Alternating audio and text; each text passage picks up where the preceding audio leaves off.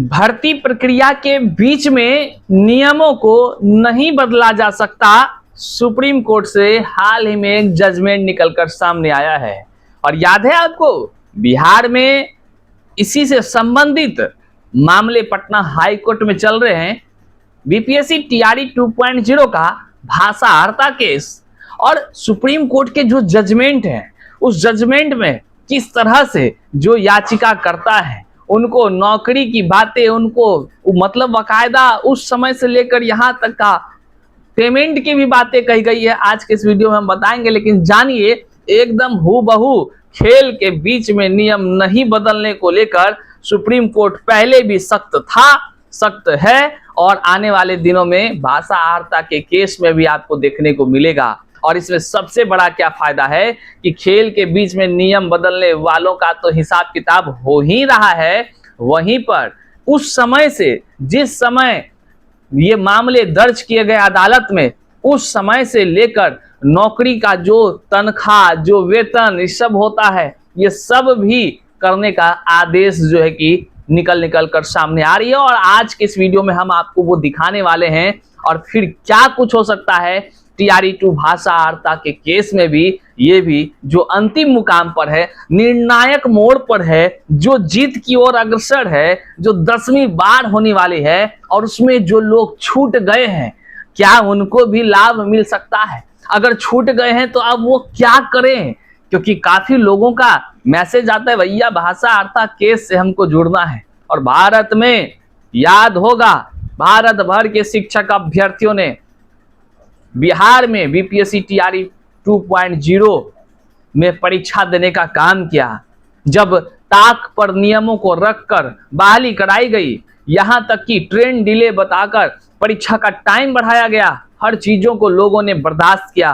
लेकिन हमारे भाषा के साथ जो बड़ी खिलवाड़ की गई, खेल के बीच में नियमों को जिस प्रकार बदला गया और तो और बहाली की प्रक्रियाएं में परीक्षा के बाद जिस तरह से जो भाषा की आहर्ता क्वालिफाइंग पेपर था उसको शून्य कर दिया गया, इसके खिलाफ इकलौता साहित्य आजकल सबसे पहले कोर्ट का दरवाजा सैकड़ों अभ्यर्थियों के साथ खटखटाने वाला केवल और केवल यही साहित्य आजकल है।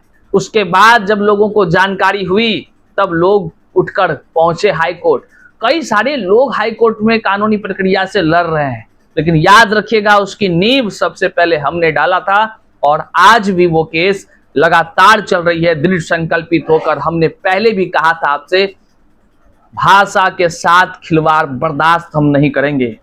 हिंदी के लिए काम करते हैं और हिंदी हमारी जान प्राण के समान है। हम हमेशा कहते हैं हिंदी भारत भाल की बिंदी, हिंदी के साथ मजाक बर्दाश्त नहीं होगा। और जो लोग भाषा में फेल वाले हैं, एक एक हिसाब होगा, याद रखिएगा। आज के इस वीडियो में हम तमाम तरह की चीजें बताने जा रहे हैं, एकदम दिल थाम कर देखिएगा, आपको कह लीजिए मजा आ जाएगा। साथियों करते हैं शुरू से पहले नमस्कार स्वीकार कीजिए, मैं हूं हरे कृष्ण प्रकाश और आप देख रहे हैं साहित्य आजकल। साहित्य आजकल का मतलब ही है वह सच्चाई जो जाननी आपके लिए है बेहद आवश्यक। साथियों चैनल पर नए हैं तो सब्सक्राइब कर लीजिए, हमारे फेसबुक पेज को फॉलो कर लीजिए, इंस्टाग्राम को फॉलो कर लीजिए और करते हैं सीधे मुद्दे की बात। देखिए, बिहार में शिक्षक बहाली की प्रक्रिया हुई, टीआरई 1, टीआरई 2, टीआरई 3, लेकिन इन तीनों प्रक्रिया में सबसे जो बड़ा विवाद का विषय रहा वह रहा टीआरई 2.0, जिसमें कई तरह के संशोधन किए गए, जिसमें कई तरह के बदलाव किए गए, जिसमें कई बड़े बड़े ऐसे फैसले लिए गए जो युवाओं के लिए, छात्रों के लिए या कह लीजिए तो अभ्यर्थियों के लिए जायज भी नहीं था। लेकिन उस समय के तत्कालीन जो चेयरमैन साहब थे अतुल प्रसाद जी, उन्होंने कानून का हवाला देते हुए, उन्होंने नीतिगत फैसले का हवाला देते हुए कई तरह फैसले लिए, इसमें तनिक भी कोई दो राय नहीं है। उस समय ट्रेन परीक्षार्थी परीक्षा के केंद्र पर खड़ा था, मैं खुद वहां पर खड़ा था और वहां पर पता चला कि टीआरई 2.0 की हम बात कर रहे हैं, आप भी परीक्षार्थी होंगे तो पता चला होगा कि ट्रेन डिले हो गया और ट्रेन डिले होने से बच्चा पहुंच नहीं पा रहा है। और अभी परीक्षा नहीं होगी, परीक्षा इतना बजे होगा, शायद 2 घंटे बाद का परीक्षा टाइम दिया गया। तब इसका मतलब कि ट्रेन तब तक पहुंच जाएगी, बच्चा सेंटर पहुंच जाएगा। ट्रेन डिले होने का रीजन बताया गया, कोई साइक्लोन था उस समय का, उसका रीजन बताया गया कि उधर से ट्रेनें। परीक्षा कहां हो रही थी? बिहार में। ज्यादा परीक्षार्थी कहां के थे? बिहार के। लेकिन ये फैसला किनके लिए लिया गया? कुछ परीक्षार्थियों के द्वारा। सवाल यह है कि कुछ परीक्षार्थी इनको बताया कैसे था कि भैया हम ट्रेन पर बैठल हैं और ट्रेन हमारा डिले चल रहा है। कितने लोगों का मेल इनके पास चला गया था? कहीं कोई हम लोग के पास जानकारी नहीं है, और खैर वो अध्यक्ष से फैसला ले ली, कोई बात नहीं, हम लोग तनिक इससे कोई बात नहीं उठाए। लेकिन समस्या तब हुई, विवाद तब बढ़े जब परीक्षा देकर लोग घर गया, जब रिजल्ट जारी होने वाला था। ना जाने विभाग के अध्यक्ष को कौन सा क्या सुझाव बुद्धि, उन्होंने साफ शब्दों में नोटिस जारी करते हुए कहा, भाषा की आहर्ता को शून्य किया जाता है। मतलब तर्क दिया उन्होंने कि कई सारे ऐसे विद्वान अभ्यर्थी हैं जो बाकी सब्जेक्ट्स में काफी नंबर हैं, लेकिन भाषा वाला में वो फेल हैं, तो विद्वान लोगों के साथ समझौता नहीं किया जाता। अरे बाप रे, ऐसा वाला गेम। उस समय के तत्कालीन जो अध्यक्ष थे अतुल प्रसाद जी, उन्होंने कहा, नोटिस जारी किया। और जो क्वालिफाइंग पेपर थी, मतलब कि पहले 9 अंक लाना जरूरी था, तब जाकर उसका दूसरा पेपर चेक होता, ऐसा उन्होंने ही पहले तो बहुत प्रेस कॉन्फ्रेंस किया जाता था ना, अब ना कम हो रही है, पहले बहुत किया जाता था, धड़ाधड़ ट्वीट होता था। तो जो पेपर क्वालिफाइंग था वही पेपर को शून्य कर दिया गया। इतना बड़ा चेंजिंग फैसला, और कहा गया नीतिगत फैसला है, क्या ही हम लोग बोल सकते हैं। लेकिन हमारे हिंदी भाषा के साथ खिलवाड़ होना ये कतई शोभनीय नहीं है, क्योंकि यह बिहार है, यहाँ हिंदी का स्थान है, यहाँ पर जो क्षेत्रीय भाषाएं हैं उनका स्थान है। और जिस तरह से अगर भाषा में फेल वाले शिक्षक आज बने हुए हैं, कई सारे आरटीआई के खुलासे हुए हैं, उसी बीपीएससी ने आरटीआई के खुलासे में जवाब दिया है, जो हमने रीट याचिका में दायर कर दिया है प्रूफ के तौर पर। कई सारे लोग भाषा में जो फेल हैं वे आज भी नौकरी कर रहे हैं, और इसको लेकर के सबसे पहले हमने रीट याचिका के माध्यम से लड़ाई शुरुआत की। और ये केवल हमारी लड़ाई नहीं, बल्कि तमाम देश भर के उन युवाओं की लड़ाई है जो सच्चाई के साथ आगे बढ़ना चाहता है, जो अपने जो हिंदी भाषा है उसके साथ हो रहे खिलवाड़ के खिलाफ आगे बढ़ रहा है। और 10वीं बार अब हियरिंग होनी है, निर्णायक मोड़ पर ये जो है कि मामला आ चुका है, जीत की ओर अग्रसर है। तमाम तरह की चर्चाएं, सारी चर्चाएं, सब कुछ है। भाषा की आर्ता एक नई इतिहास रचेगी कैसे? तो आप सुप्रीम कोर्ट के जजमेंट को सुनिए। सुप्रीम कोर्ट के जजमेंट से बढ़कर कोई नहीं है ना भैया, और हम कई जजमेंट लगा चुके हैं। बात को समझिए, हम कई जजमेंट लगा चुके हैं अपने रीट में, कई जजमेंट सुप्रीम कोर्ट का। अब फिर से जजमेंट आया है। देखिए, भर्ती प्रक्रिया के नियमों को बीच में नहीं बदला जा सकता है, सुप्रीम कोर्ट ने कहा। उत्तर प्रदेश में 11 वर्ष पहले आईटीआई इंस्ट्रक्टर भर्ती परीक्षा देने वाले 200 उम्मीदवारों को मिलेगा लाभ, क्योंकि ये लोग कोर्ट पहुंचे थे। अब देख लीजिए, उत्तर प्रदेश सरकार को इन लोगों पर विचार कर नौकरी देने का दिया आदेश। देख रहे हैं, जो भाषा आर्ता में लोग शामिल है ना, उसको भी इसी तरह का कहीं आदेश न मिल जाए, क्योंकि उन्होंने संघर्ष उस समय से जारी रखा है। और हमने कहा था अंतिम मुकाम तक पहुंचाकर ही छोड़ेंगे। कई लोग कहे भैया केस खत्म हो जाएगी, आप बकते रहिएगा, कुछ नहीं होगा। अरे भैया, कुछ कैसे नहीं हो जाएगा? हम संघर्ष कर रहे हैं ना।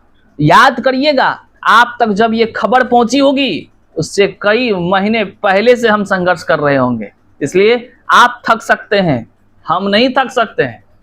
बिना थके, बिना डरे संघर्ष अंतिम मुकाम तक पहुंचेगी, चाहे हाई कोर्ट से सुप्रीम कोर्ट क्यों ना जाना पड़े। खेल के बीच के नियमों को बदलाव बर्दाश्त नहीं किया जाएगा, याद रखिएगा साथियों।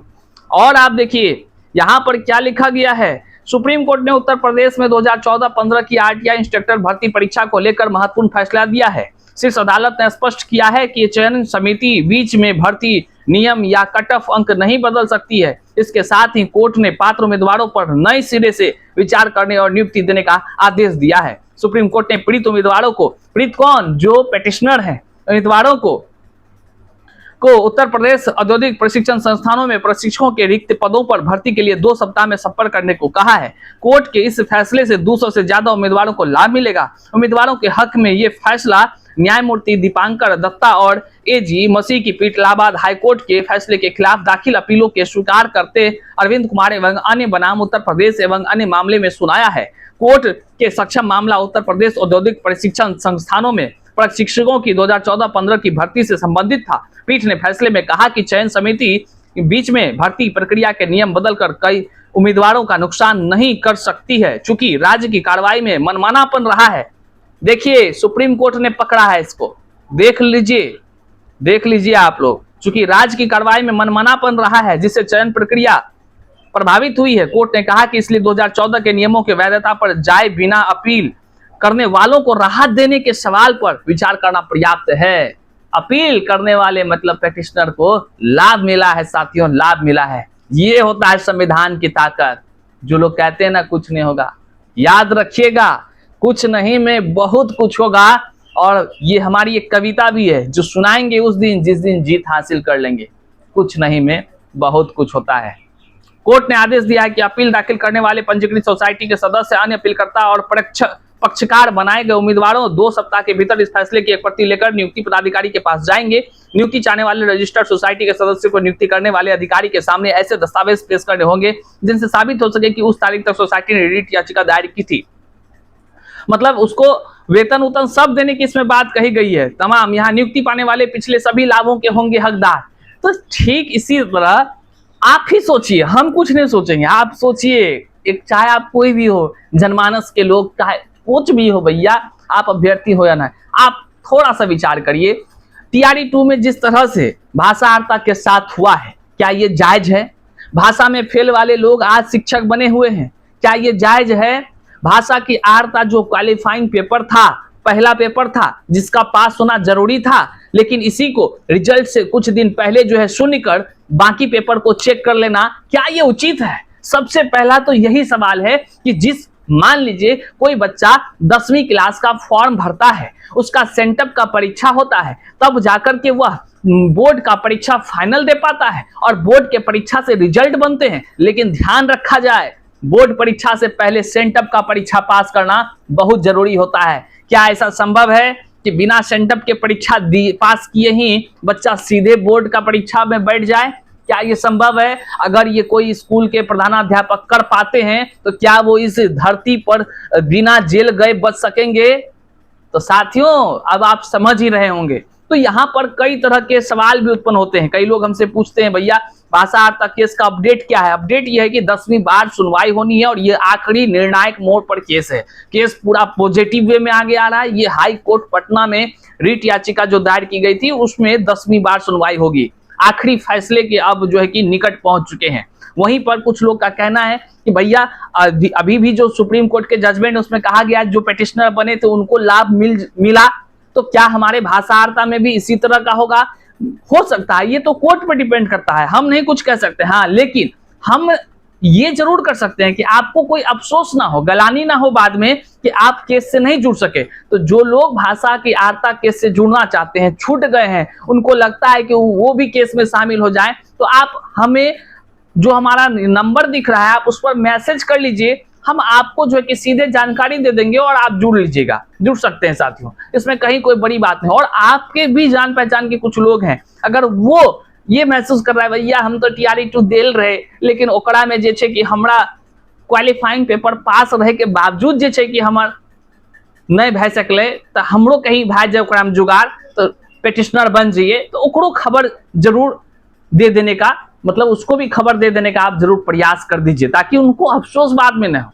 होना ना होना ये सब कोर्ट का जजमेंट पर डिपेंड करता है, लेकिन ये संघर्ष की जीत होती है, ये बात आप याद रखिए साथियों। हमने तमाम तरह की चीजों को दिखाया आपको, हमने तमाम तरह के सुप्रीम कोर्ट के जजमेंट को दिखाया, हमने तमाम तरह के उस घटनाक्रम को दिखाने का प्रयास किया जो सच के साथ घटा है। आप उसके गवाही हैं, आपके सामने वो हुआ है, लेकिन लोग मौन रहे, हम बोलते रहे। और आज तक आप हमारे प्लेलिस्ट में जाकर चेक करिए, सैकड़ों ऐसे वीडियोज होंगे जिस पर कि हमने भाषा हत्या की बात की है और आज आखिरी मुकाम तक हम लोग पहुंच चुके हैं। जल्द ही नए अपडेट के साथ आपसे रूबरू होंगे। चैनल पर नए हैं तो सब्सक्राइब कीजिए। मिलते हैं अगले वीडियो में, तब तक के लिए जय हिंद। साथियों, चैनल पर नए हैं तो सब्सक्राइब कर लीजिए, फेसबुक पेज को फॉलो कर लीजिए, इंस्टाग्राम को फॉलो कर लीजिए।